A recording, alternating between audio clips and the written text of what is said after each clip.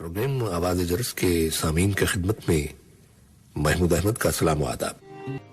बिस्मिल्लाहिर्रहमानिर्रहीम। मौजूद सामीन, जैसे कि आप जानते हैं कि हर मुसलमान अल्लाह सुब्हानहू व तआला के अजाब से नजात और उसकी खुशनुदी की उम्मीद रखता है, लेकिन इंसान अगर थोड़ी देर के लिए अपने नफ्स का मुहासबा कर ले तो ये बात वाज़ेह हो जाएगी कि उसकी क्या हालत है, यानी वो नेक अमाल कर रहा है या बुरे अमाल कर रहा है। कुरान हकीम की सूरह अल-क़ियामा में इरशाद बारी ताला है, जिसका तर्जुमा है, इंसान अपने आप को खुद खूब देखने वाला है, खा वो कितनी माजरतें पेश करे। हलाल और हराम वाज़ेह है। अल्लाह सुब्हानहू व तआला किसी को उस वक्त तक अजाब नहीं देता जब तक कि उसके सामने हक वाज़ेह न कर दिया जाए। फिर इस वजाहत के बाद अल्लाह का हुक्म भी वाज़ेह है। कुरान हकीम की सूरह अल-सजदा में इरशाद बारी ताला है, जिसका तर्जुमा है, क्या मोमिन ऐसे होता है जैसे फासिक? ये दोनों कभी बराबर नहीं हो सकते। मज़कूरा हकीकत जानने के बाद हमें अपने आप का जायजा लेना चाहिए। अगर हम अल्लाह सुब्हानहू व तआला की अताअत और बंदगी करते हैं, उसकी मासी से इज्तनाब करते हैं, तो हमें अल्लाह सुब्हानहू व तआला की खुशनुदी और उसके अजाब से नजात की उम्मीद करनी चाहिए और मुस्तक़बिल में हमेशा नेक अमल करने का आज़म करना चाहिए। और अगर हमारी हालत इसके बरक्स है, यानी हम अल्लाह के फरमान से रूगर्दानी और उसकी नाफरमानी का इर्तिकाब करते हैं, तो हम खतरे में हैं। इसलिए हमें बसर माजरत और नदामत के साथ अल्लाह ताला से तौबा करनी चाहिए और इसके बाद अल्लाह के इस वादे से खुश होना चाहिए, जिसका जिक्र कुरान हकीम में है कि जो शख्स तौबा कर ले और ईमान ले आए और नेक अमल करे तो ऐसे लोगों की बुराइयों को अल्लाह नेकियों से बदल देगा। अल्लाह बहुत बख्शने वाला और रहम करने वाला है। सामीन, दुनिया में हर इंसान 3 मरहल से गुजरता है। पहला मरहला दुनियावी जिंदगी, दूसरा मरहला बरज़खी जिंदगी और तीसरा मरहला उखरवी जिंदगी जो अबदी और गैर फानी है। कुरान हकीम की आयात और अहादीस से मालूम होता है कि आलम बरज़ख में हर इंसान की एक मखसूस जिंदगी होगी, जहाँ उसे इम्तहान और आजमाइश के बाद आराम या अजाब दिया जाएगा। चुनाचे उलमा का अकीदा है कि मरने के बाद मुर्दा अजाब या आराम में होगा और अजाब और आराम का ताल्लुक रूह और बदन दोनों से होगा। अलबत्ता रूह का बदन से जुदाई के वक्त अजाब और आराम रूह पर होगा, लेकिन जब कभी भी रूह बदन से मिलेगी तो अजाब और आराम दोनों को होगा। फिर क़यामत के रोज तमाम अरवाह को उनके जिस्मों में वापस कर दिया जाएगा और सारे लोग अपनी कब्रों से निकलकर अल्लाह के हुजूर पेश होंगे। अजाब कब्र के बारे में अल्लाह के रसूल सल्लल्लाहु अलैहि वसल्लम से बेशुमार सही अहादीस मरवी हैं। सही बुखारी में जो हजरत आयशा रज़ी अल्लाह तआला अन्हा से मरवी है कि एक यहूदी औरत उनके पास आई और अजाब कब्र का तज़किरा करते हुए कहा, अल्लाह तुम्हें अजाब कब्र से बचाए। हजरत आयशा रज़ी अल्लाह तआला अन्हा कहती हैं, इसके बाद मैंने अल्लाह के रसूल सल्लल्लाहु अलैहि वसल्लम से अजाब कब्र के बारे में पूछा, तो आप सल्लल्लाहु अलैहि वसल्लम ने फरमाया, अजाब कब्र होगा। एक रिवायत में है कि आप सल्लल्लाहु अलैहि वसल्लम ने इरशाद फरमाया, अजाब कब्र बरहक है। हजरत आयशा रज़ी अल्लाह तआला अन्हा कहती हैं, इसके बाद जब भी मैंने आपको नमाज पढ़ते हुए देखा तो आपको अजाब कब्र से पनाह मांगते हुए पाया। सही बुखारी में हजरत अस्मा बिन अबी बकर रज़ी अल्लाह तआला अन्हा से रिवायत है कि वो कहती हैं, एक मर्तबा अल्लाह के रसूल सल्लल्लाहु अलैहि वसल्लम खुतबा देने के लिए खड़े हुए तो आपने उस आजमाइश का जिक्र किया जो आदमी को कब्र में होती है।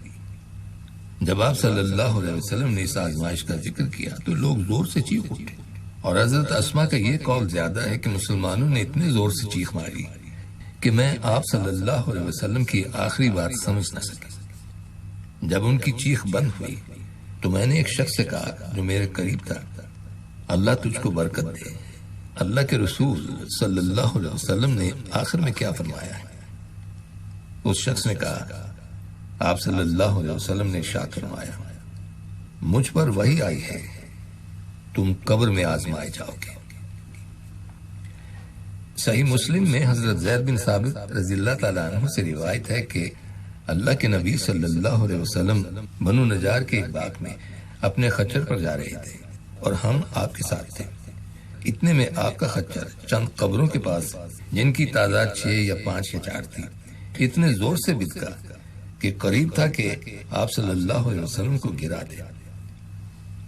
نبی اکرم صلی اللہ علیہ وسلم نے ارشاد فرمایا، ان قبر والوں کو کوئی جانتا ہے؟ ایک شخص بولا، میں جانتا ہوں۔ آپ صلی اللہ علیہ وسلم نے فرمایا، یہ کب مرے ہیں؟ اس نے کہا، شرک کے زمانے میں۔ تو نبی اکرم صلی اللہ علیہ وسلم نے ارشاد فرمایا، اس امت کو قبر میں آزمایا جاتا ہے۔ اگر مجھے یہ خوف نہ ہوتا کہ تم اپنے مردوں کو دفن کرنا چھوڑ دو گے تو میں اللہ سبحانہ تعالیٰ سے دعا کرتا کہ تم کو بھی عذاب قبر سنا دے جو میں سنتا ہوں۔ پھر آپ صلی اللہ علیہ وسلم ہماری طرف متوجہ ہوئے اور فرمایا، پناہ مانگو اللہ تعالیٰ کی عذاب جہنم سے۔ لوگوں نے کہا، ہم پناہ مانگتے ہیں اللہ کی عذاب جہنم سے۔ پھر آپ صلی اللہ علیہ وسلم نے فرمایا، پناہ مانگو اللہ کی عذاب قبر سے۔ لوگوں نے کہا، ہم پناہ مانگتے ہیں اللہ کی عذاب قبر سے۔ پھر نبی اکرم صلی اللہ علیہ وسلم نے ارشاد فرمایا، ہر ظاہر اور پوشیدہ آزمائش سے اللہ کی پناہ مانگو۔ لوگوں نے کہا، ہم پناہ مانگتے ہیں اللہ تعالیٰ کی ہر ظاہر اور پوشیدہ آزمائش سے۔ آپ صلی اللہ علیہ وسلم نے فرمایا، فتنہ دجال سے اللہ کی پناہ مانگو۔ لوگوں نے کہا، ہم فتنہ دجال سے اللہ کی پناہ مانگتے ہیں۔ صحیح بخاری اور صحیح مسلم میں حضرت ابو ایوب انصاری رضی اللہ تعالیٰ عنہ سے روایت ہے کہ نبی اکرم صلی اللہ علیہ وسلم ایک مرتبہ غروب آفتاب کے بعد نکلے۔ اتنے میں آپ نے ایک آواز سنی۔ آپ نے فرمایا، یہودیوں کو ان کی قبروں میں عذاب ہو رہا ہے۔ تو سامعین، ان قرآنی آیات اور احادیث سے معلوم ہوا کہ ہر انسان کی قبر میں ایک مخصوص زندگی ہوگی جس میں روح کا بدن سے خاص تعلق ہوگا، اور ہر انسان کو اس کے اعمال کے اعتبار سے عذاب یا آرام ہوگا۔ یہاں ہمیں ایک اور بات ذہن نشین کر لینی چاہیے کہ عالم برزخ کا تعلق عالم غیب سے ہے، جس پر ہر مسلمان کا قرآن و حدیث کی رہنمائی میں ایمان لانا واجب اور ضروری ہے۔ سامعین، تمام ائمہ کا اتفاق ہے کہ انسان مرنے کے بعد اپنی قبر میں عذاب یا آرام میں ہوگا، اور عذاب و آرام کا اثر اور روح اور بدن دونوں پر ہوگا۔ اور روح بدن سے الگ ہونے کی صورت میں عذاب میں ہوگی یا آرام میں، اور جب کبھی بھی بدن سے ملے گی تو عذاب یا آرام کا اثر دونوں پر ہوگا۔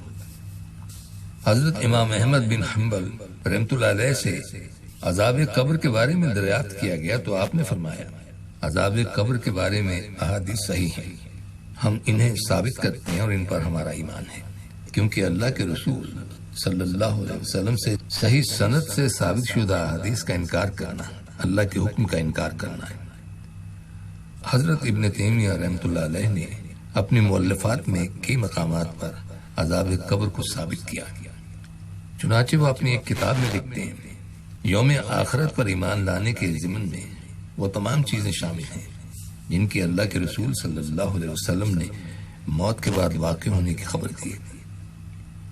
آزمائش قبر سے مراد وہ سوالات ہیں جو ہر آدمی سے قبر میں کیے جائیں گے، یعنی اس سے کہا جائے گا، من ربوں کا، تیرا رب کون ہے؟ ما دینوں کا، تیرا دین کیا ہے؟ اور من نبیوں کا، تیرے نبی کون ہے؟ اللہ تعالیٰ اہل ایمان کو دنیا اور آخرت میں صحیح بات پر ثابت قدم رکھتا ہے، چنانچہ مومن کہے گا، میرا رب اللہ ہے، میرا دین اسلام ہے، اور میرے نبی محمد صلی اللہ علیہ وسلم ہے۔ لیکن کافر اور منافق کہے گا، ہاں ہاں لا ادری، ہائے افسوس میں نہیں جانتا، لوگوں کو ایک بات کہتے ہوئے سنا، اسی کو میں نے بھی کہہ دیا، یہ کہتے ہی اسے لوہے کے گل سے مارا جائے گا۔ شدت علم سے وہ زور سے چیخے گا جسے انسان اور جنات کو چھوڑ کر دنیا کی ہر شے سنے گی، اور اگر انسان سن لے تو بے ہوش ہو جائے گا۔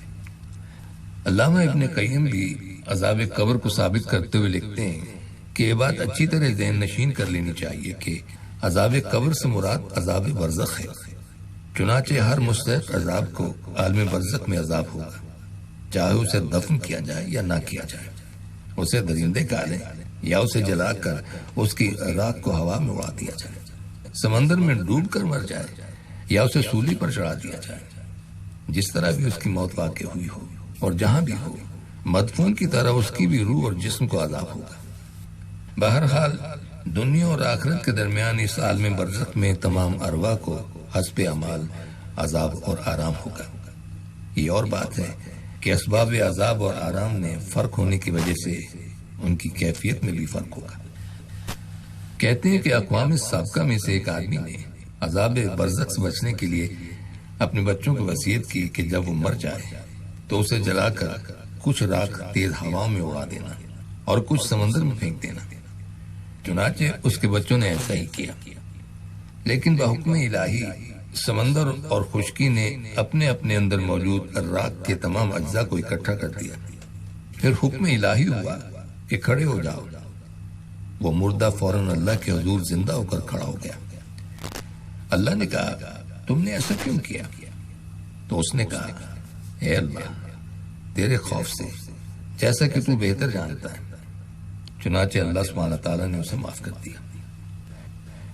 یہ بات طے ہے کہ عالم برزخ میں آرام اور عذاب ہر انسان کو ہوگا۔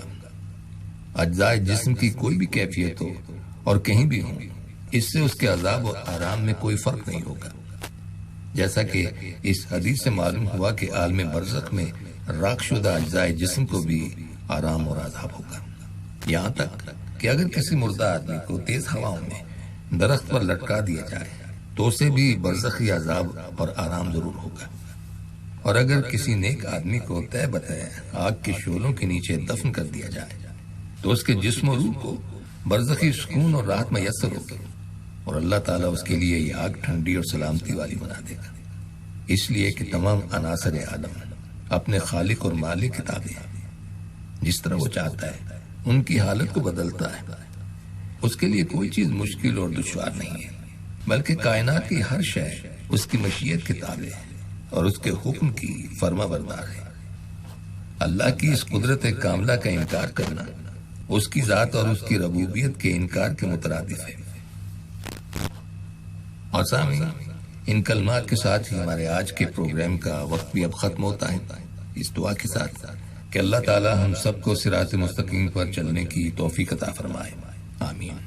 آئندہ ملاقات تک کے لیے محمود احمد کو اجازت دیجیے، اللہ حافظ۔